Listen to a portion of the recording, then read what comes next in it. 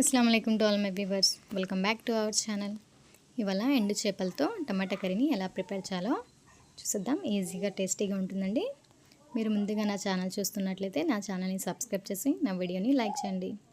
ముందుగా ఒక ప్యాన్లో ఈ ఎండు చేపల్ని 2 గుప్పెళ్ళ వరకు యాడ్ చేసుకోవాలండి. వీటికి తల తోక తీసేసి ఇలాగా 5 నిమిషాల దాకా లో ఫ్లేమ్లో వేయించుకుంటూ ఉండాలండి. ఇలా వేయించుకుంటే దీంట్లో ఇసుక ఏదైనా ఉంటే పోతుందండి.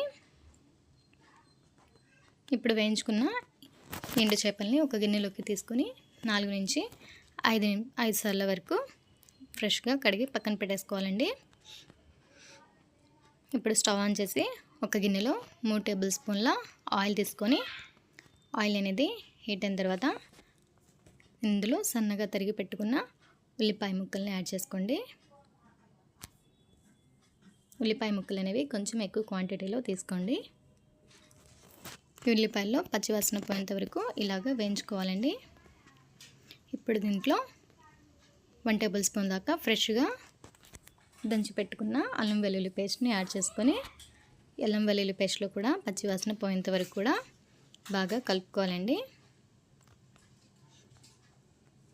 ఇలాగా అల్లం వెల్లుల్లి పేస్ట్ కాలిన తర్వాత ఇందులోకి సన్నగా తరిగి పెట్టుకున్న పచ్చిమిరపకాయలని కూడా యాడ్ చేసుకోండి.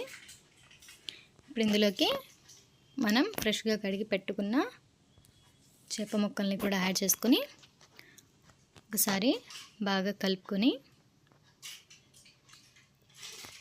మూత పెట్టేసి 5 నుంచి 7 నిమిషాల వరకు బాగా మగ్గనివ్వండి.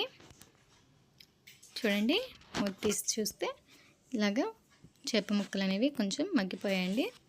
ఇప్పుడు దీంట్లోకి మనం సన్నగా తరిగి పెట్టుకున్న టమాటాలని యాడ్ చేసుకుందాం. నేనైతే 5 మీడియం సైజు టమాటాలని తీసుకున్నానండి. ఈ టమాటా ముక్కల్ని కూడా ఒకసారి బాగా కలుపుకొని మెత్తగా ఉడికించాలండి. ఈ టమాటా ముక్కల్ని కూడా ఇలా కలుపుకున్న తర్వాత మూత పెట్టేసి మీడియం ఫ్లేమ్లో 5 నుంచి 8 నిమిషాల దాకా బాగా మగ్గనివ్వండి. చూడండి, మూత తీసి చూస్తే ఈ టమాటా ముక్కలు అనేవి మగ్గిపోయాయండి. మనకి ఇలాగా ఒకసారి కలుపుకొని ఇప్పుడు ఇందులోకి రుచికి సరిపడా ఉప్పుని యాడ్ చేసుకోవాలండి. ఇందులోనే 1/2 టేబుల్ స్పూన్ దాకా పసుపుని కూడా వేసుకొని ఒకసారి కూరలోకి కలిసినట్టుగా బాగా కలిపి పెట్టుకోవాలండి.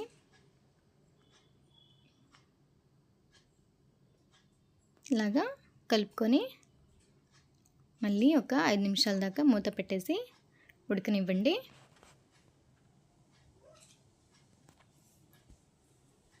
చూడండి, ఉడికిపోయింది కదండి. ఇప్పుడు దీంట్లో రుచికి సరిపడా కారాన్ని యాడ్ చేసుకోవాలి. నేనైతే 1 టేబుల్ స్పూన్ కారాన్ని యాడ్ చేసుకున్నాను అండి.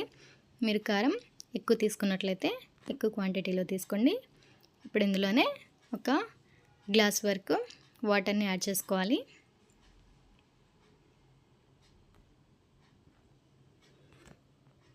ఈ వాటర్ని కూడా యాడ్ చేసుకొని కూర మొత్తాన్ని కూడా బాగా ఒకసారి కలుపుకొని మూత పెట్టేసి ఉడికించండి.